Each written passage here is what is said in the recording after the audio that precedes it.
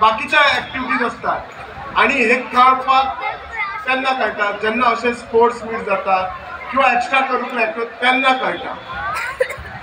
आमच्या पॅरंट्सांक कितें आसता स्पोर्ट्सान जर आमचे भुरगीं जर पयलीं आयले आनी घरा वचून सांगलें हांव पयलें आयलें आमचें व्हडलेंशें ध्यान नासता ओके पयलें आयला पण क्लासीन पयलें आयलें काय खूश जाता पॅरंट्स येस म्हजे भुरगे बरें शिकतले फुडें दोतोर जातले इंजिनियर जातले IITन जातले अशें दिसता।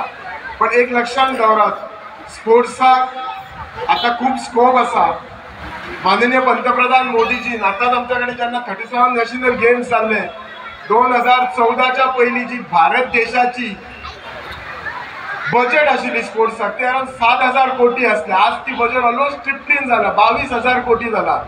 हेचोच अर्थ कितें स्पोर्ट्साक आमचो सरकार निग्लेक्ट करना कितलीशीच भुरगीं आज स्पोर्ट्सान आपलें करियर करता आनी बरे भाशेन करियर करता दे कॅन मेक म्हणजे कितें बऱ्या बऱ्या क्लबांक खेळटात तांकां बरे जॉब मेळटात। सो स्पोर्ट्साक आज बरो दीस येयल्ले आसा। एक टायम आशिल्लो 20 वर्सां पयलीं स्पोर्ट्साक गेला आमी खेळटाले स्कूल लेवल स्टेट लेवल कोणी तरी नॅशनल लेवल आनी जालें that is the end of it आनी देन ते सोडून आमी आमच्या करियरा फाटल्यान धांवताले।